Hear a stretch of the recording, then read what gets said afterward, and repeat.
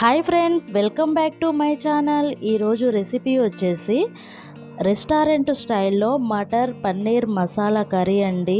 ఇది మనం ఇంట్లోనే చాలా సింపుల్గా తయారు చేసుకోవచ్చు.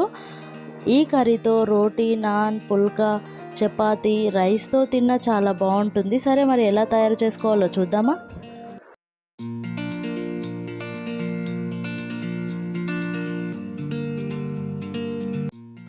ముందుగా ఒక కడాయి పెట్టుకుని ఒక కప్పు జీడిపప్పు వేసి లైట్ గోల్డెన్ కలర్ వచ్చే వరకు మనం ఫ్రై చేసుకోవాలండి. ఇలా ఫ్రై అయిన జీడిపప్పును ఒక ప్లేట్లో తీసుకుని పక్కన పెట్టుకోవాలి.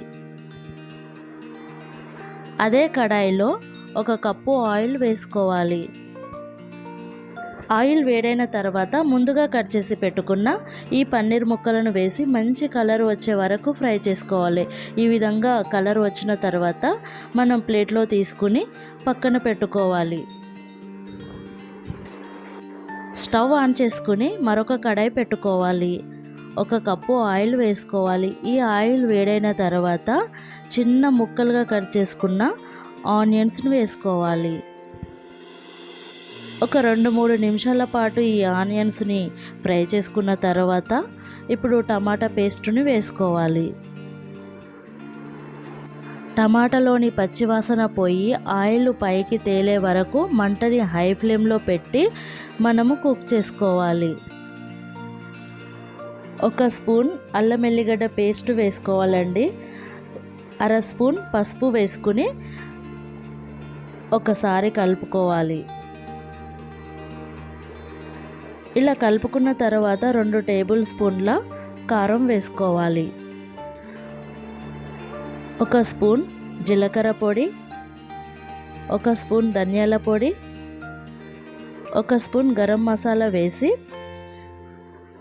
ఒకసారి కలుపుకొని ఒక గ్లాస్ వాటర్ వేసుకోవాలి. ఈ మసాలాని ఒకసారి మనం ఇలా కలుపుకోవాలండి. ఒక 2-3 నిమిషాల తర్వాత ఒకసారి ఈ విధంగా కలుపుకోవాలి. మనం ముందుగా జీడిపప్పును ఫ్రై చేసి పెట్టుకున్నాం కదా, కొంచెం వాటర్ వేసుకుని మిక్సీ పట్టుకోవాలి.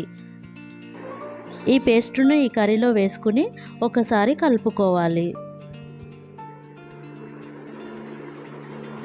ఈ జీడిపప్పు పేస్ట్ వల్ల ఈ కర్రీకి మంచి టేస్ట్ వస్తుందండి. చాలా అంటే చాలా బాగుంటుంది.